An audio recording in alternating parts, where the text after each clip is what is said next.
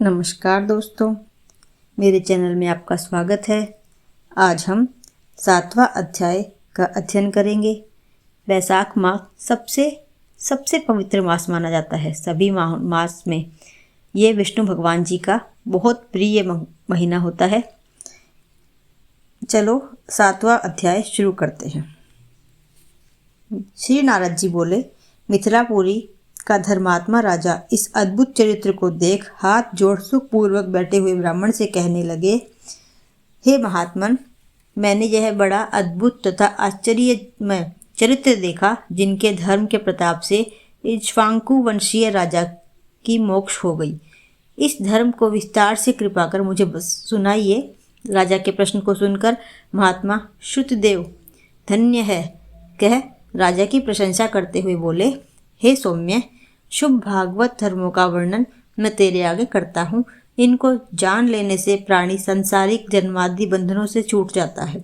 वैशाख में जो धर्म है, जैसे जल का घड़ा देना, प्याऊ लगाना, मार्ग में छाया करना, बावड़ी, कुआं, तालाब, धर्मशाला बनवाना, सूर्योदय से पहले प्रतिदिन स्नान करना, मधुसूदन भगवान का सुगंधित कोमल पुष्पों से पूजन करना, कथा सुनना, मार्ग से थके हुए को हवा करना, श्रम को दूर करने वाला गोरस, गुड़ का शरबत पिलाना, जूता, खड़ाऊ, छतरी, पंखा, तिल, शहद, ईख, कपूर, कस्तूरी, चंदन आदि सुगंधित वस्तु, शैया, खाट, फल, दही, नैवेद्य इत्यादि दान करना, गौओं को घास डालना, अन्न दान करना इत्यादि करना, शरीर पर तैल आदि मर्दन न करना, पत्ते पर भोजन करना, यह सब धर्म वैशाख मास में उत्तम है।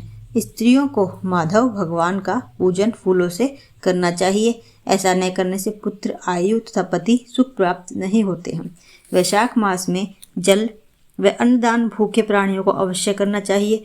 न करने से पशु और पिशाच की योनि मिलती है। हे राजन, मैं अन्नदान न करने की एक अद्भुत कथा तेरे सामने कहता हूँ। रेवा नदी के किनारे मेरे पिता पिशाच होकर भूख और प्यास के मारे शिथिल होने से उनकी क्षुधा और तृष्णा बढ़ गई थी। छायाहीन सेवल के वृक्ष के पास अन्न न मिलने के कारण अपना ही मांस खाने से कंठ के बीच में मांस खड़ा हो गया था। कंठ नली का छिद्र सूक्ष्म हो जाने से पीड़ा के कारण प्राण जाने का भय था। कुआं, बावड़ी, शीतल जल को विष समझते थे। मैं गंगा यात्रा के निमित्त जा रहा था, तब मार्ग में दैव योग से रेवा नदी के किनारे पर पहुंचा। वहां यह अद्भुत दृश्य देखा कि शालमली के वृक्ष की जड़ में एक पिशाच भूखा प्यासा चिल्लाता हुआ अपना मांस खा रहा है। वह पापी मुझे मारने के लिए दौड़ा, परंतु मेरे तेज के मारे निहित हो गया। मेरे हृदय में दया उत्पन्न हुई। तब मैंने उससे कहा, डर मत, तू कौन? जल्दी बता, तुझे कष्ट से अभी छुड़ा दूंगा। मेरे ऐसा कहने पर अपना पुत्र मुझे न जान कहने लगा कि पहले मैं आनर्त देश में भूवराख्य नगर में जन्मा था। मेरा नाम मैत्र था और संस्कृति गोत्र में उत्पन्न हुआ था। तप, दान, विद्या और यज्ञादि में मेरी बड़ी निष्ठा थी। मैंने संपूर्ण विद्या पढ़ी और पढ़ाई, संपूर्ण तीर्थों में स्नान किए। हे अंग, मैंने भिक्षा के लोभ में वैशाख मास में अन्न का दान नहीं किया। इससे विचार होता है कि इसी कारण मुझे पिशाच की योनि मिली है। अब मेरे घर पर श्रुतदेव नाम का पुत्र है, जो बड़ा ख्यातिवान है। उससे मेरी दशा कह देना कि तेरा पिता अन्नदान न करने से स्वर्ग नहीं गया है और नर्मदा नदी के तीर पर बड़ा दुखी हो अपना ही मांस खाकर वृक्ष की जड़ से पिशाच बना बैठा है।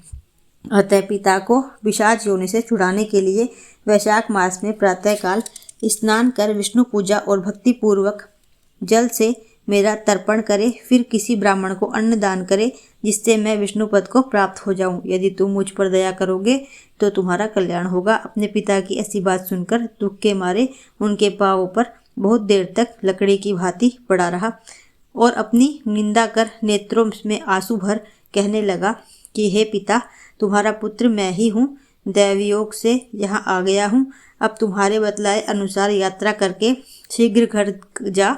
मेष की संक्रांति में विष्णु भगवान निमित्त अन्न अर्पण करूंगा। पिता की आज्ञा अनुसार मैंने तीर्थ यात्रा कर घर आ वैशाख के महीने में अन्नदान किया। तब मेरे पिता पिशाच योनि से मुक्त हो विमान पर चढ़ मुझे आशीर्वाद दे विष्णु लोक को गए, जहाँ से फिर कर नहीं आते हैं।